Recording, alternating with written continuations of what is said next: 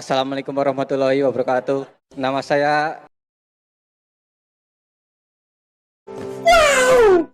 Halo para calon orang-orang sukses dan berbudi baik dimanapun kalian berada. Selamat datang kembali di Storyline. Di video kali ini saya akan menjelaskan alur cerita film yang cukup menarik dan banyak adegan kentunya, yaitu Cruel Intention. Singkatnya, film ini akan berfokus ke seorang kakak yang memiliki adik tiri. Nah, udah kebayang kan kalau kata genre website di rumah stepsis? Yoi nggak? Jadi singkatnya, mereka berdua taruhan, yaitu jika si kakak kalah, dia harus nyerahin mobilnya. Dan jika dia menang, dia bakalan dikasih keperawanan dari adik tirinya ini. Nah, kebayangkan tuh kayak gimana? Oke dah, daripada penasaran kayak gimana ceritanya, mending atur posisi rebahan kalian, seduh kopinya, siapin udu dan bala-bala, kade ulah poho saosna. Kalau udah siap, kita langsung ke videonya cuy. Intro dulu boy.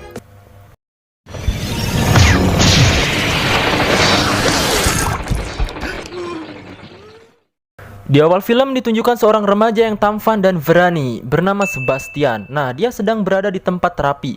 Mungkin seperti terapi mental karena dia mengklaim bahwa dirinya sakit karena suka banget kentuin banyak cewek.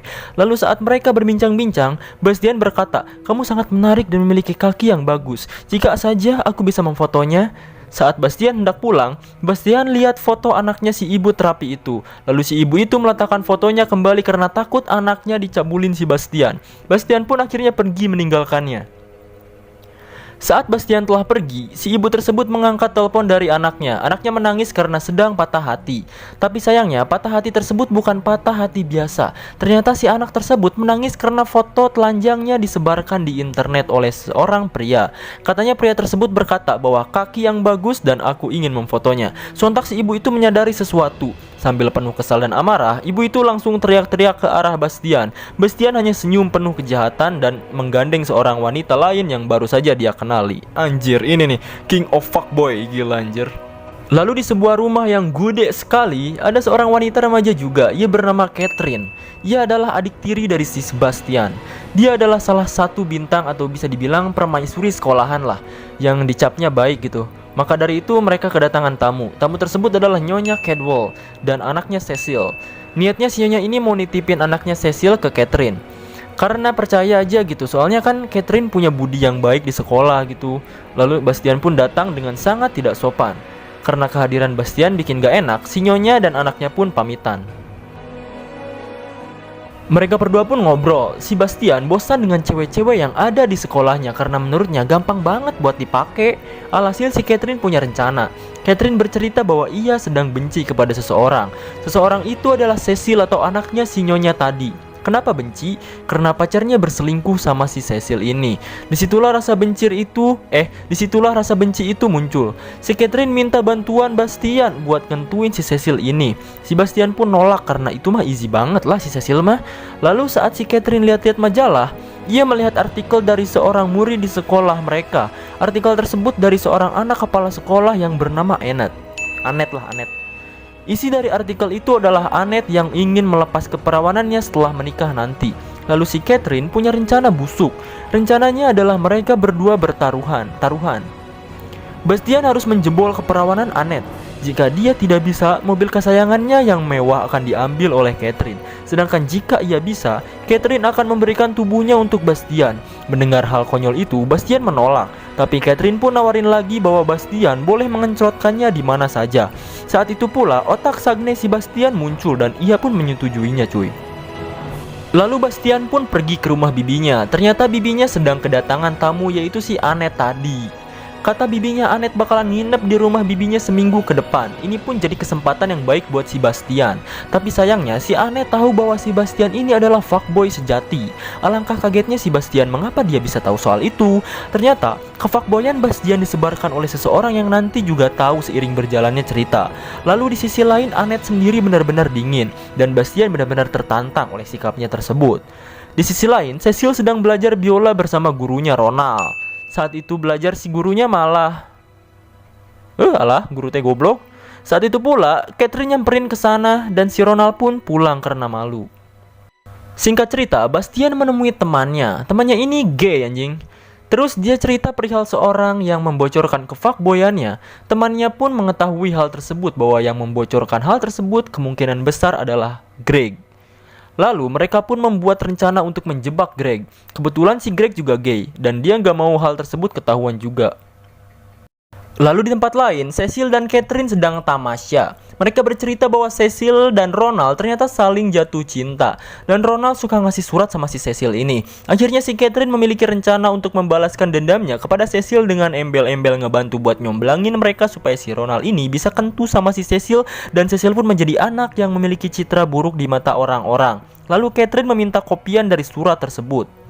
Malam hari pun tiba, Bastian menuju ke rumah temannya tadi. Karena rencana mereka untuk menjebak Greg, Bastian pun berhasil menjebaknya. Dia memfoto Greg lagi ngegay sama temannya tadi. Greg pun dipaksa untuk jujur, kalau tidak, fotonya akan disebarkan. Greg pun dengan jujur berkata bahwa bukan dirinya yang berkata seperti itu, walaupun dekat dengan Annette. Dikarenakan bukan Greg orang yang menyebarkan kefuckboyan si Bastian, Bastian pun nyuruh Greg untuk bertanya secara langsung ke Annette, siapakah orang tersebut. Singkat cerita, Greg pun tahu siapa yang membocorkan hal tersebut dari mulut Annette sendiri. Ia pun menelpon Bastian dan memberitahu bahwa Nyonya Cadwell lah atau ibunya si Cecil inilah yang memberitahu hal itu. Bastian pun menghampiri Catherine yang membicarakan hal tersebut dengan penuh emosi. Lalu mereka berdua memiliki rencana baru. Singkat cerita, Catherine memberitahu bahwa anaknya Cecil dan Ronald ada sesuatu. Di situ pula emaknya ini kaget. Lalu emaknya nyamperin si Ronald dan anaknya dan memecat si Ronald untuk menggurui anaknya lagi. Dengan penuh kecewa, Ronald pun teriak-teriak gak jelas.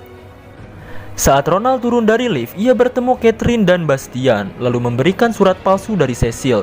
Ingat kan, di adegan ini si Cecil ngasih kopian surat dari si Ronald. Nah, disinilah surat itu dibalas, tapi suratnya dibuat sendiri oleh Catherine untuk memperdaya si Ronald. Akhirnya, Ronald pun mau membuat surat cinta untuk Cecil, dan mereka berdua pun menelpon Cecil. Bastian akan memberikan surat tersebut, dan karena emaknya si Cecil benci sama Bastian, Bastian ngajak Cecil untuk ketemuan di tempat lain. Singkat cerita, mereka pun ketemuan. Cecil pun membalas surat dari Ronald. Setelah itu, kefuckboyan si Bastian pun keluar. Dia membodohi Cecil dengan cara akan menelpon ibunya. Cecil pun takut dan Cecil mau melakukan apa saja asal gak bilang sama ibunya itu. Si fuckboy ini pun pengen minta cium si Cecil, tapi ternyata bukan di bibirnya. Dia menciumnya di bagian anjing emang. Singkat cerita, hubungan Annette dan Bastian pun membaik. Bahkan sampai Annette sendiri memegang lengan Bastian. Bastian merasa nyaman saat di perjalanan bersama Annette. Di tempat lain, Cecil yang sedang sedih ditemui oleh Catherine. Cecil curhat padanya bahwa Bastian melakukan aneh-aneh saat malam itu. Ia menuliskan alfabet menggunakan lidahnya. Bahkan perasaannya pun seperti akan meledak. Saat itu pula si Catherine membodoh-bodohi dia lagi. Ia bilang bahwa hal seperti itu adalah wanita yang sesungguhnya, dan Cecil harus terus seperti itu. Lalu Cecil harus praktek bersama Bastian agar tidak membuat Ronald kecewa saat bermain bersama di spring bed nanti. Singkat cerita, Bastian sedang memandangi Annette. Tiba-tiba Catherine datang. Lalu Bastian pun buka mulut karena memiliki perasaan terhadap Annette, lalu meninggalkannya. Ia pun menemui Annette. Mereka pun saling marah karena Bastian pengen jadian sama Annette. Cuman Annette-nya gak mau karena kurang percaya sama Bastian. Singkat cerita, Bastian mengunjungi Annette. Bastian pun berkata bahwa sudah tidak ingin menjalani hubungan dengan Annette lagi walaupun hanya teman. Tapi karena Annette kasihan, Annette pun tiba-tiba mengunci pintu, membuka kancing celana dan kancing bajunya. Dengan penuh sakit hati, Bastian pun menolak melakukan hal seperti itu dengannya. Gak tau udah si Bastian tuh labil anjing. Pagi hari pun tiba di mana Bastian telah bangun dan tepat di hadapannya ada Catherine. Ia berkata perihal taruhannya, apakah dia sudah bisa mengkentui Annette. Dia pun menceritakan kejadian semalam, lalu dia pun berubah pikiran. Kefuckboyan dia pun keluar lagi dan mencari Annette. Sayangnya Annette telah pergi dari rumah bibinya dan dia pun mengejar Annette ke stasiun.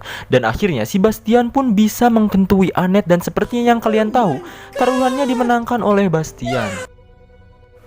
Singkat cerita, Bastian pun pulang ke rumahnya, tetapi ia mendengar desahan di dalam kamar Catherine. Saat ia masuk, tidak ada siapa-siapa. Lalu Bastian pun membuka laci bawah kasurnya, ternyata ada si Ronald. Lalu Ronald pun pergi dari tempat itu. Catherine pun ngajak kentu si Bastian, tapi Bastian menolaknya, bahkan sampai Catherine melemparkan gelas. Sebenarnya apa nih si Bastian tuh maunya anjir? Di lain waktu, Catherine menemui Bastian yang lagi teleponan sama Annette. Mereka pun berbicara berdua, lalu si Annette pun membicarakan perihal taruhannya tersebut. Ia menganggap bahwa dirinya lah yang menang, tetapi Bastian menganggap taruhannya tidak fair dan tidak ada pemenangnya. Lalu semua keadaan pun tidak ada yang berubah. Catherine pun hendak menelpon kepala sekolah. Niatnya mau bilang kalau anaknya lagi pacaran sama Bastian. Lalu ia akan memberitahukan masa lalu Bastian yang sudah mengkentui anaknya beserta banyak wanita lain. Bastian pun mengambil teleponnya. Lalu si Catherine berbicara bahwa jika Bastian tetap menjalankan hubungan itu akan merusak reputasinya di sekolah. Apalagi dia anak dari Capsek. Tapi Bastian sembodo teuing alias jor-jor wae lah anjing. Bastian pun galau, mikirin apa yang dikatain si Catherine ada benarnya juga. Ia pun mengunjungi Annette dan ia jujur pada Annette bahwa selama ini ia hanya bermain dengannya dan semua ini hanya taruhan. Lalu berhubungan dengan Annette juga hanya sebatas penaklukan semata. Annette pun nyeri hati seenggaknya ya, keperawanan dia hilang gara-gara Bastian gitu. Lalu keparahnya semua ini adalah taruhan. Ia pun menangis dan menampar Bastian.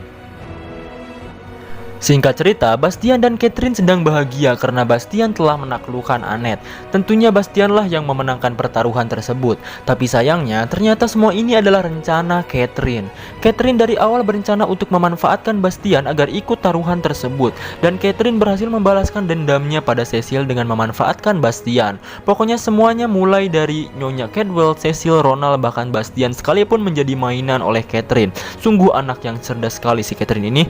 Bastian pun meninggalkannya karena sakit hati telah dimanfaatkan olehnya. Ia pun mengirim surat kepada Annette untuk meminta maaf kepadanya dan memberikan buku catatan yang isinya adalah cerita penaklukan para wanita dan awal kisah pertaruhannya bersama Catherine, yang ternyata Catherine lah yang selama ini membodohi semua orang. Lalu di malam yang gelap, Ronald yang sedang tidur bersama Cecil ditelepon oleh Catherine.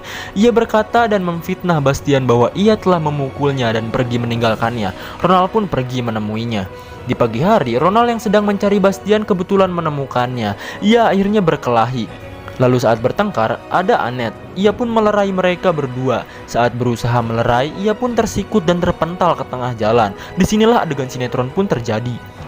Ronald mendorong Annette dan Ronald tertabrak oleh mobil itu. Lalu ia pun berkata bahwa Bastian benar-benar mencintainya. Singkat cerita, liburan sekolah pun telah usai. Di hari pertama masuk, para siswa memperingati kematian Bastian. Lalu saat Catherine berpidato, salah satu murid pun membagikan sebuah kopian buku. Dan satu persatu pun murid keluar dari gereja itu.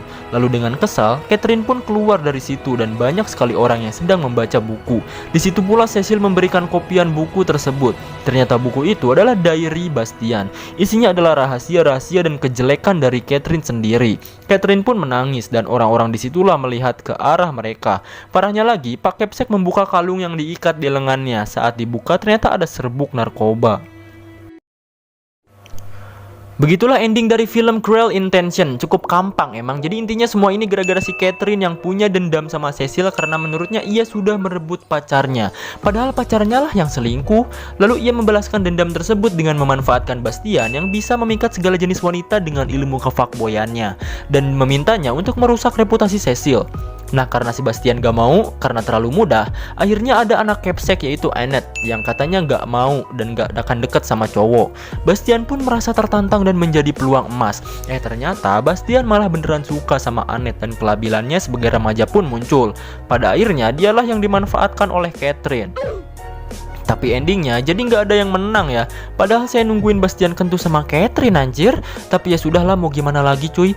Hikmah yang bisa kita ambil dari video ini adalah jika kita orang yang nggak benar, pasti kesananya bakalan nggak benar juga cuy. Atau istilahnya karma di dunia itu nyata lah. Contohnya si Bastian yang awalnya adalah fuckboy, lalu berakhir dengan kesialan saat menemukan cinta sejatinya. Lalu ia maut gitu kan dengan ya gitu. Terima kasih telah menonton video ini. Jangan lupa subscribe dan nyalakan notifikasinya. Jika kalian punya rekomendasi film silahkan komen di bawah. Oke, tetap seduh kopinya, isap udud kalian, nikmati senja, dan sampai jumpa cuy.